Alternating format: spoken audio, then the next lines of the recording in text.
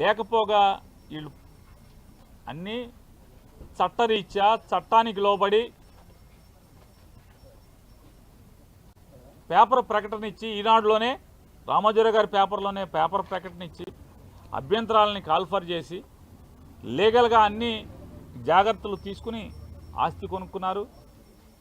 సంవత్సరం తర్వాత సంవత్సరంన్నరకు ఆస్తి అమ్మటం జరిగింది. ఇవాళ అంటే 2వ తారీఖున ఈనాడు పేపర్లో వార్తలు రాయిస్తారు.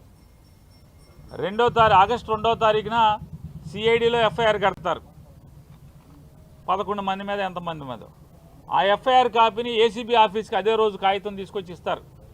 వీళ్ళు ఎఫ్ఐఆర్ని ఆ ఎఫ్ఐఆర్ నుంచి చదువుకుని వీళ్ళు ఒక ఎఫ్ఐఆర్ కడతారు 2వ తారీఖున. కట్టి వాళ్ళ తెల్లవారుజామున 4:30కి జోగి రమేష్ గారి ఇంటికి వెళ్ళి వాళ్ళని అక్రమంగా అరెస్ట్ చేస్తారు. కేసు అక్రమంగా కడతారు, అరెస్టులు అక్రమంగా చేస్తారు. కొన్ని నువ్వేమన్నా విచారణ చేసావా? స్టేట్మెంట్ తీసుకున్నావా వీళ్ళ దగ్గర? ఇంత పద్ధతిగా అంటే లీగాలిటీ ఎక్కడా మిస్ అవ్వకుండా, లీగల్ ప్రొసీజర్ ఎక్కడా మిస్ అవ్వకుండా చట్టరీత్యా లేదా మనీ ట్రాన్స్ఫర్ చేసి కొన్ని ఏమన్నా డబ్బులు అకౌంట్ ట్రాన్స్ఫర్ చేయకుండా కొన్నారా? డబ్బులు ఇచ్చేప్పుడు కానీ లేదా పేపర్ అడ్వర్టైజ్మెంట్ ఇవ్వకుండా కొన్నారా? పోనీ ఆనుకుని పోనీ ఏమన్నా నంబర్లు మార్చేసేటకి చంద్రబాబు నాయుడు ప్రభుత్వం ఇచ్చినటువంటి అగ్రిగోల్డ్ ఆస్తులకి ఏమన్నా సరిహద్దులు చేస్తుందా? అసలు సంబంధం లేదు. అగ్రిగోల్డ్ ఆస్తులకి జోగి రమేష్ గారు వాళ్ళు కొనుక్కున్న ఆస్తికి అసలు సంబంధమే లేదు కదా.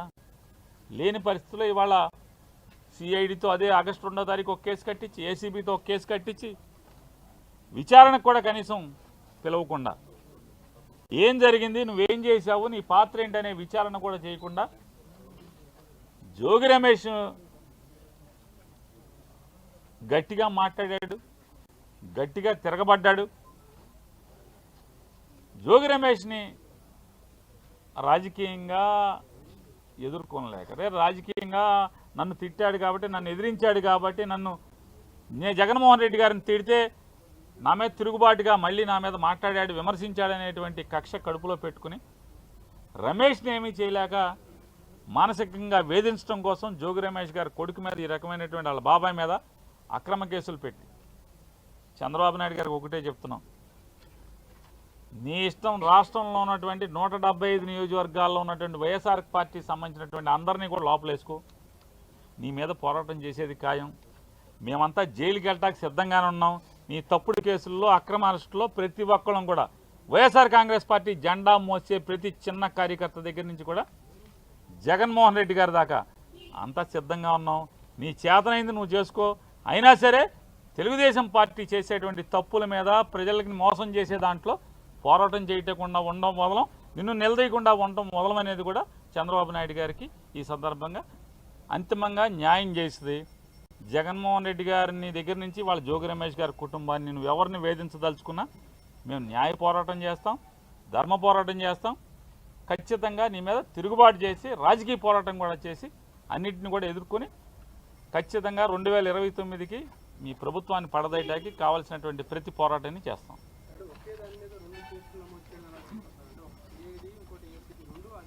ఏమండి పద్ధతులు లేకుండా వినాయక్ గారు, పద్ధతులు ఉంటే అనుకోవచ్చు, ఇదేదో అడ్డగోలు కేసులు, తప్పుడు కేసులు, ఏదో రకంగా మానసికంగా వేధించాలి, తప్పుడు కేసులు పెట్టాలి, లోపలేద్దామనే నిర్ణయానికి వచ్చాక ఇక అసలు ఒక డిపార్ట్మెంట్ కట్టిందా, 2 ఇది కాకపోతే రేపు ఇంకో డిపార్ట్మెంట్తో ఇదే కేసు ఇంకోటితో కూడా కట్టిస్తారు, ఇంకో చోట కూడా కట్టిస్తారు. ఇక తప్పు అని చెప్పేవాడు లేడు. పేపర్లు టీవీలు బాజా కొడతా ఉంటాయి, వీళ్ళకి వంత పాడుతూ ఉంటాయి. ఇది కరెక్ట్ కేసు అంటారు. మామూలుగా ఇంతమందిని పొలం అమ్మిన వాళ్ళు ముద్దాయిగా లేరు. జోగి రమేష్కి పొలం అమ్మింది ఎవరు? పొలం అమ్మిన వాళ్ళు ముద్దాయిలుగా ఉన్నారా? వాళ్ళు ఎందుకు లేరు, ముద్దాయిలుగా రారు అంటే అయితే సాక్ష్యంగా తీసుకురావాలి, లేదా చంద్రబాబు నాయుడు గారు చుట్టాలన్న అవ్వాలి, రెండింటిలో ఏదో ఒకటి అవ్వాలి. వాళ్ళని బెదిరించి సాక్ష్యంగా అన్నా పెట్టాలి. వీళ్ళని అమ్మిన వాళ్ళు దీంట్లో లేరు, కొనుక్కున్నోళ్ళు లేరు. జోగి రమేష్ ఒక్కడే, జోగి రమేష్ గారి కుటుంబం ఒక్కళ్ళే ముద్దాయిలుగా ఉంటారు, ఆఫీసులో వాళ్ళు ఉంటారు.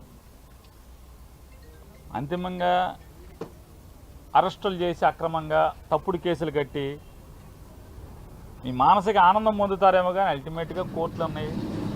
ఖచ్చితంగా కోర్టులో ఫైట్ చేయటం,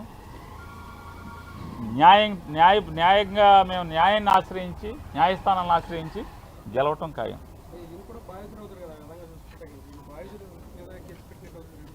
అదే అన్నా, నీకు ఉచ్చం నీచం వాయు వరుసలు ఏం లేవు. ఇక వరుస లిస్ట్ రాసుకున్నారు. రెడ్ బుక్ రాజ్యాంగం.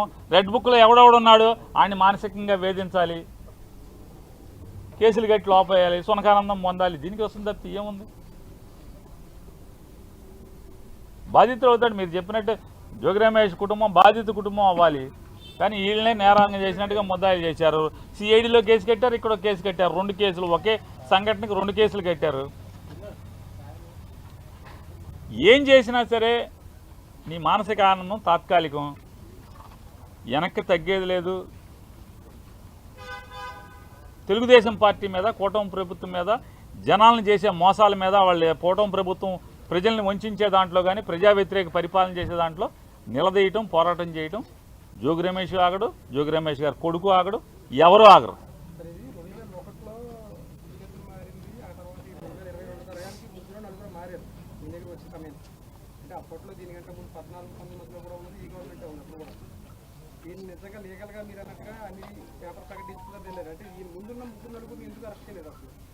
సార్ ఇవే కాదండి, అగ్రిగోల్డ్ ఆస్తులు బోల్డన్నీ